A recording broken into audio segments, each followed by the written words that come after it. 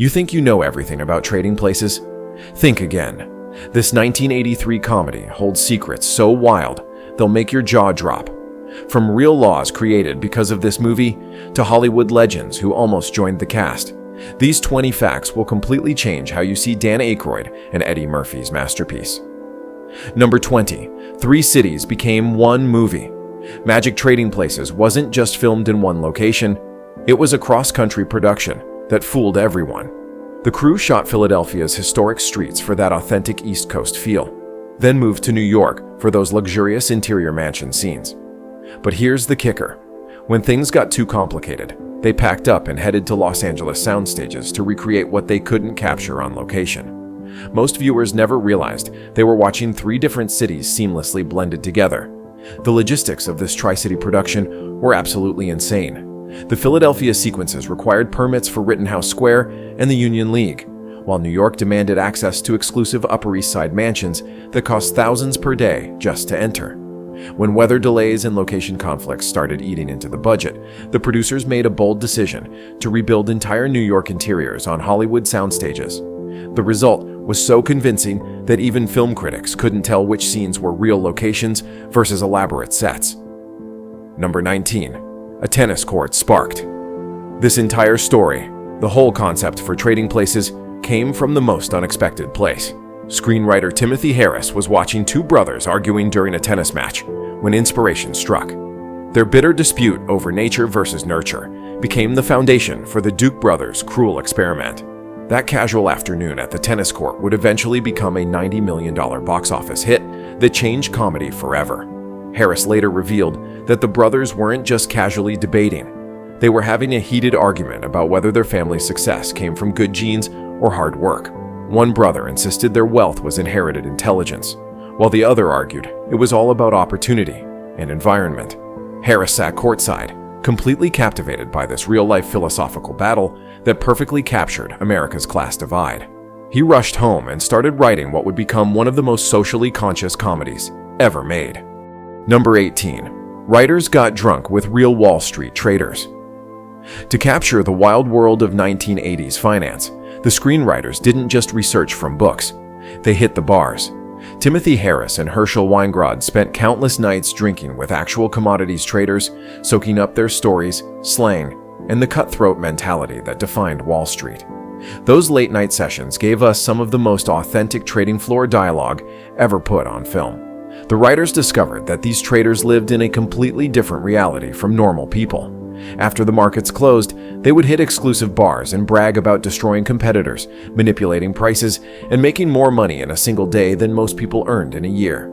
Harris and Weingrod recorded everything they could remember the next morning, turning real trader arrogance into the Duke brothers' entitled worldview. The authenticity was so spot on that real Wall Street insiders later admitted the movie captured their culture perfectly.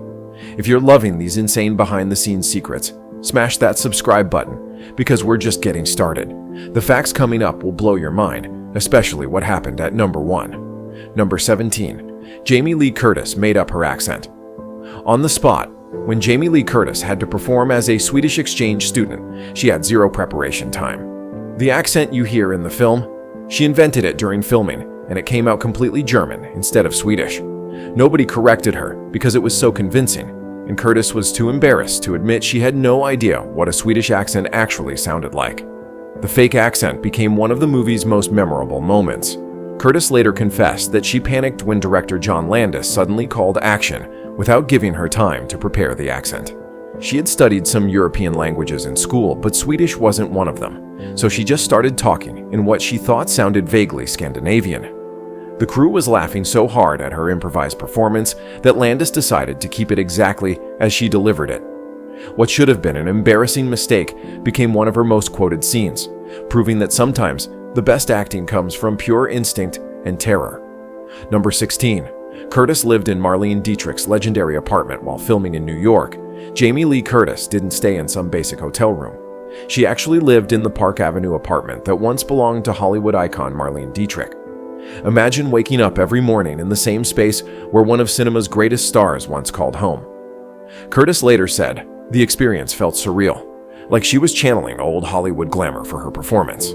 The apartment was a time capsule of 1940s elegance, with Dietrich's original furniture, artwork, and even some of her personal belongings still scattered throughout the rooms. Curtis would spend hours examining photographs of Dietrich with legendary directors and co-stars, feeling the weight of Hollywood history surrounding her every night. She credited this magical environment with helping her tap into the confident, seductive energy she needed for Ophelia. Living among Dietrich's ghosts taught her that great actresses aren't born. They're forged by embracing the mystique of the characters they create. Number 15. Christmas movie released against summer blockbusters.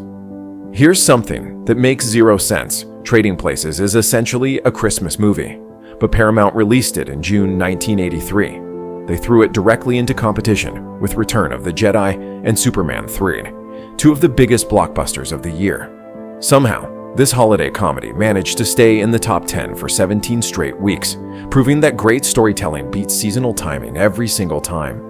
Paramount executives were convinced they had made a massive mistake by going head-to-head with Luke Skywalker and Superman during the peak summer movie season. Industry analysts predicted Trading Places would disappear after 2 weeks, crushed by the special effects spectacles dominating theaters. Instead, audiences craved the smart humor and social commentary that the blockbusters couldn't provide. Word of mouth was so powerful that families were choosing Eddie Murphy and Dan Aykroyd over lightsabers and superhero capes. The film's success proved that counter-programming could work if you had the right story at the right cultural moment. Number 14. The Real Trading Floor Kicked Them Out. The production started filming on the actual commodity exchange floor in New York, but they got the boot faster than a bad trade. The real traders became so distracted watching Eddie Murphy and Dan Aykroyd work that actual trading came to a complete standstill.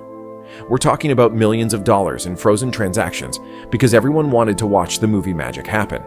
The crew had to rebuild the entire trading floor on sound stages just to finish filming. Number 13. Al Franken still gets paid. 4 decades later. Saturday Night Live's Al Franken appears for maybe 30 seconds as a baggage handler, but that tiny cameo keeps paying. Decades after the film's release, Franken admitted he still receives small royalty checks in the mail. It's proof that even the smallest roles in successful movies can become lifelong income streams. That half-minute of screen time has probably earned him thousands over the years. Number 12. Hidden cameos are everywhere. If you know where to look, Trading Places is packed with secret appearances that most viewers completely miss. Blues legend Bo Diddley shows up, Jim Belushi makes a quick appearance, and even Jamie Lee Curtis's real sister pops up on screen. Frank Oz, the voice of Yoda himself, sneaks into a scene. Director John Landis loved stuffing his films with surprise cameos, turning every viewing into a treasure hunt for eagle-eyed fans. Number 11. Mozart's Marriage. Of Figaro tells the real story. The film's musical score isn't just background noise.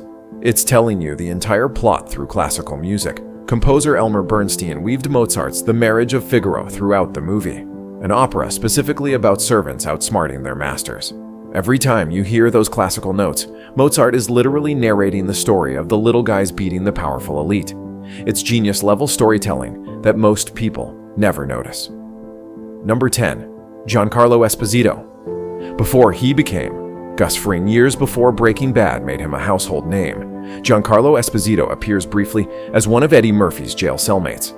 He's barely recognizable without his later iconic villain persona, just another struggling actor grabbing whatever work he could find. Watching that scene now feels like discovering buried treasure, seeing a future star before anyone knew who he would become. Number 9. The generational divide was completely real.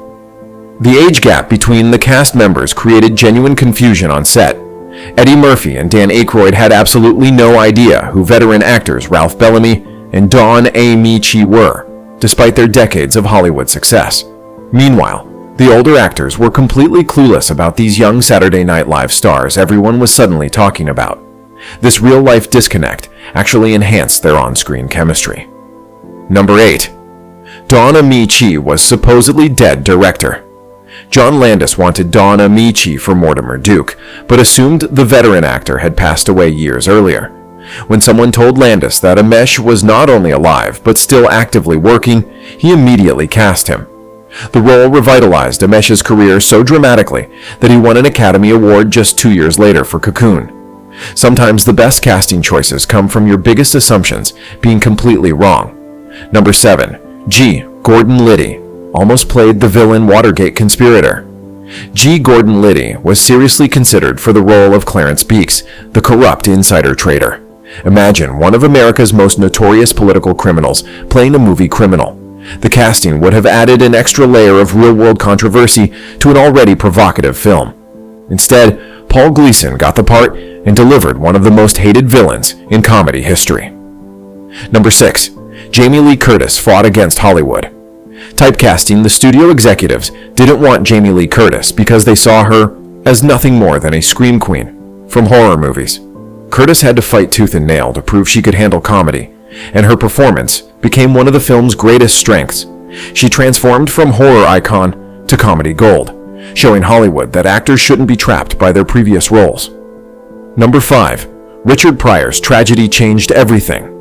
Trading Places was originally written for Richard Pryor and Gene Wilder under the working title Black and White. Pryor's tragic freebasing accident derailed those plans completely, leading to a total reimagining of the project. Eddie Murphy, stepping into what would have been Pryor's role, launched his movie career into the stratosphere. Sometimes devastating setbacks create unexpected opportunities for others. Number 4. Ralph Bellamy's 99th film milestone. Trading Places marked Ralph Bellamy's 99th film appearance, a career spanning over 5 decades of Hollywood history. Meanwhile, Don Ameche was celebrating his 49th movie role. These veteran actors brought gravitas and old-school professionalism to a young, rebellious comedy. Their experience grounded the film's wilder moments and gave it emotional weight that pure comedy couldn't achieve alone. Number 3. Denholm Elliott stole every single scene. British actor Denholm Elliott delivered such a masterful performance as Coleman the butler that he won a BAFTA award for Best Supporting Actor. Roger Ebert called him the most dependable of British actors, and Trading Places proved it beyond doubt. Elliott's subtle, dignified portrayal of the loyal servant who eventually stands up to his employers became the film's emotional heart. His character arc from compliant butler to rebellious ally gave the story its moral center.